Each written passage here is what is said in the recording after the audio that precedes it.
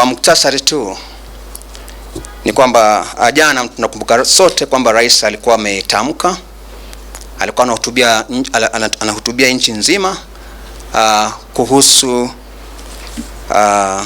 hili janga la corona. Na tamko lake ni kwamba alikuwa ameweka si vikwazo tu, lakini alikuwa ameongeza sheria za kuzuia usafiri katika counties fulani. Hizo counties zilikuwa ni counties 5 ambazo ni county za Nakuru, county za Kiambu, Nairobi, Machakos na Kajiado. Hizi county kulingana na tamko la jana ni kwamba zote ziko katika eneo moja. Kwa hivyo usafiri kutoka Nairobi hadi Kiambu haijasitishwa. Usafiri kutoka Machakos hadi Nakuru haijasitishwa. Lakini usafiri kuingia katika eneo hizo itakuwa kwa sasa hivi itakuwa imesitishwa hadi nyakati ambazo amri nyingine itakapotolewa. Tunafahamu pia kwa kuna baadhi ya wenzetu ambao kwa njia moja au nyingine walikuwa wamefungiwa wakiwa katika eneo hili la hizo counties 5 ama katika nje ya hizo eneo ile, wanafanya kazi hapa ama wanafanya kazi kule. Kwa busara yake serikali imeamua kupeana dirisha ndogo kwa wale ambao watakuwa wamefungiwa ndani ama nje ya eneo hilo ambalo nimetaja, na dirisha hilo ni hadi kesho kufikia wakati wa curfew, ambapo kufikia Jumapili kesho kila mmoja ambaye atakuwa amefungiwa hapa ndani ama amefungiwa nje awe ameweza kusafiri kuingia ndani ama kutoka nje. Mbele ya hapo basi hautaweza kutoka wala kuingia ndani. Pia tunafahamu kwamba kuna wanafunzi ambao wanafanya mtihani ama ambao shule zimefungwa, hasa wale ambao wako katika universities, na kwa sababu kwamba kusoma ya moja kwa moja imesitishwa na serikali, ni kwamba wanahitaji kusafiri. Sasa hawa wanafunzi ambao wanasafiri kutoka nje ya hilo eneo ama kuja ndani ya hilo eneo wana hadi kesho ya kuweza kusafiri. Pia kuna usafiri wa ndege za ndani, hasa kwa wale ambao tayari wamenunua tiketi za kwao pamoja na SGR. Ni kwamba wako na fueni hadi kesho, hadi Jumatatu kufikia mida ya saa 6:30. Kwa hivyo hapo una SGR ticket, kuna ticket ya ndege, unaruhusiwa kulitumia hadi kesho kutwa saa 6:30. Zaidi ya hapo sasa haitawezekana, kwa sababu safari za ndege za ndani hapa pamoja na SGR na gari yote kutoka Nairobi itakuwa imesitishwa. Kwa usafiri wa kutoka nje ama kutoka nje kuingia ndani hazijasitishwa, ila tu kwamba yote ambayo anataka kusafiri kuja Kenya ama kutoka hapa kwenda nchi za nje ni kwamba kuna taratibu ambao utafuatwa kulingana na maagizo na maelekezo ya COVID. Kwa hivyo kwa wale ambao wanakuja hapa nchini ni kwamba lazima wawe na cheti cha kuonesha kwamba wamejipima corona na wako negative.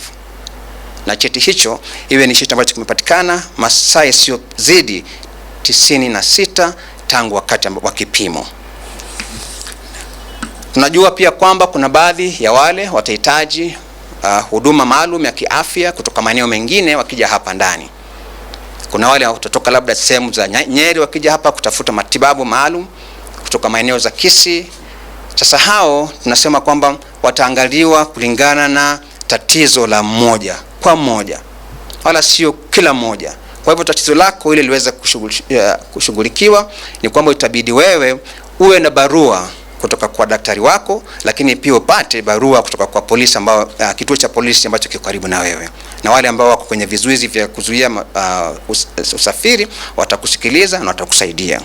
Pia tunafahamu kwamba kuna watu wetu ambao kwa bahati mbaya watakuwa wamepoteza maisha, wanapelekwa nje ya eneo hili ili kuwape heshima zao za mwisho.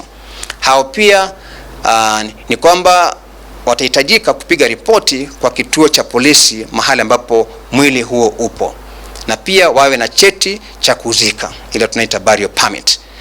Hapo sasa atasaidiwa kupeleka mwili, ila tu kwamba mwili huo lazima uzikwe kwa masaa isiyozidi 72. Nafikiri ni hayo tulikuwa tumeongea leo. Kama kuna mengine nimesahau basi nadhani labda kuna moja tu ya mwisho ama mbili, mtaniwia radhi. Tunasema cheti cha kusafiri hasa kwa waandishi wa habari. na wengine ambao wako kwenye huduma muhimu. Vyeti hivi kwa sasa hivi tutavitumia, zile passes tuko nazo hadi wiki ijayo, siku ya Jumanne, ambapo vyeti vingine vipya vitatolewa. Na kwa wale ambao wanafanya kazi katika makampuni wakitumia ile njia ya kupishana, wale ambao wanakuja asubuhi na wale wanafika jioni, ni kwamba pia wataendelea kufanya kazi hivyo hivyo ili kwamba uchumi uweze kuendelea. Nadhani ni hayo tulikuwa nimesema. Kwa hivyo na sasa naomba kama kuna swali lolote ama maswali yote nitayajibu. Let me explain something. And I think something that we need to understand. The president does not need to offer granulated details. He speaks at very high level. Those details must now be filled by us or by me. So I think it's important for us to appreciate the level at which the head of state speaks. So the moment we get to know that, then we begin to appreciate whatever he says. He will not get into details of roadblock will be here, roadblock will be there, get passes. That is for me. You understand? So the moment you understand that, he talks about broad issues. Then details are meant to be filled by technical people like us. Any other?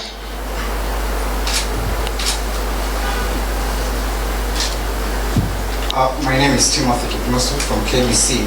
My concern is, you've talked about for those who will be seeking a specialized treatment.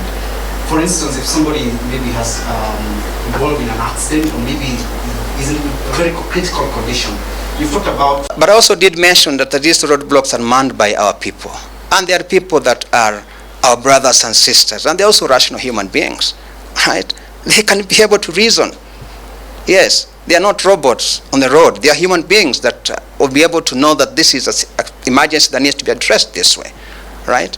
So like I did mention that these regulations are not meant in any way to make life difficult for us. They are meant really to contain the spread of this disease only.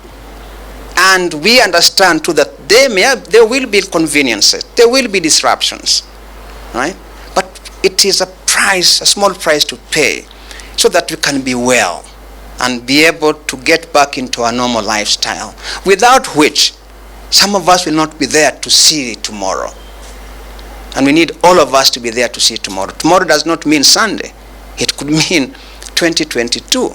But there are things we must be able to do today for us to be able to see tomorrow. And those things are as part of what I have been talking about here.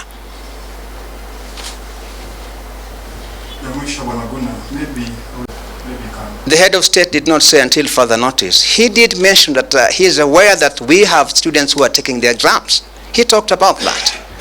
So if the head of state talks about him being aware that there are students who are taking exams, certainly there are measures that have been put in place to ensure that as soon as they complete the exams, they will be facilitated to get back to their homes.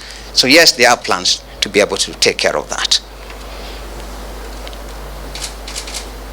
Thank you very much. 72 hours apply to every county. All the 47 counties, 72 hours apply to them. Remember, he also did mention that we must continue also to observe the measures that he did talk about on 12th of March. Is it 12th of March? I think then, yes. He did talk about that those measures also apply. And among them that he did talk about was the 72-hour period within which we are supposed to have laid to rest some of our people who would have succumbed. It doesn't have to be COVID. It doesn't have to be COVID. It could be an accident. It could be other diseases. But they must be laid to rest within 72 hours. Right? As to whether the government will be able to fund those who are going to take their loved ones to, say, the farthest part from Nairobi would be Turkana. Yeah? Let's just say that. Now, we have a choice, really.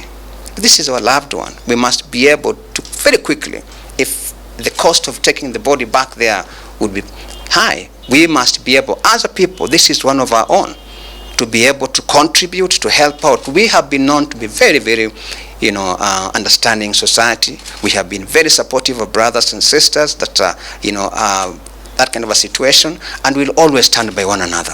And therefore, should there be anyone who has got a relative who needs to be taken to the farthest most part of this country to be buried there or to be laid to rest there, then we must be able to come out and support that person, right? Well, the other end or the other side of it is that, which perhaps may not be agreeable to many cultures, there are those who wish to just take somebody to the nearby cemetery. But for those whose cultures do not allow them to do that, then we must all come together and support such families. Yes.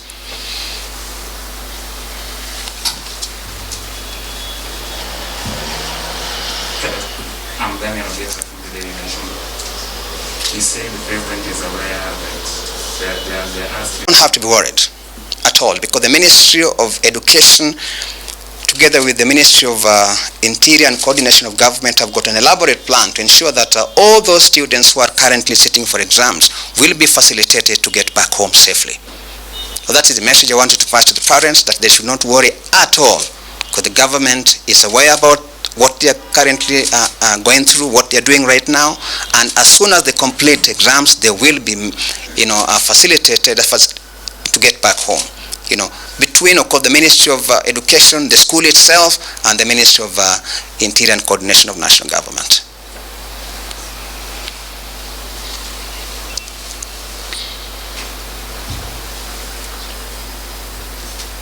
My name is Thomas Nkara from Ebro TV. I would like to ask this question because I've always insisted that our police are among the best police forces in the world. They are among the best. They provide us security, sometimes under very difficult circumstances and even conditions. They do. They are on the beat at night when the rest of us are sleeping. They are providing a service to us, for us to be able to undergo our day-to-day activities uninterrupted. So we must be able also to celebrate that, to talk about that. Occasionally, and I'm using the word very occasionally, there would be one in, let's say, 100, maybe even 20,000 police officers, one who may be asking something. It does not mean that the entire police force will be asking something. So it is important, ladies and gentlemen, not to generalize. There are many, many good police officers that we know, and majority of them are people who are related to us, and they're doing a brilliant job. So let's also be able sometimes to appreciate them, to congratulate them for what they are doing. Right? So if once in a while one person asks for something, let's not generalize. That case should be handled on its own merit as a case on its own. And such person should be reported and action shall be taken. Remember, taking a bribe is a crime, but also giving a bribe is a crime. So it takes two to do what? To tango.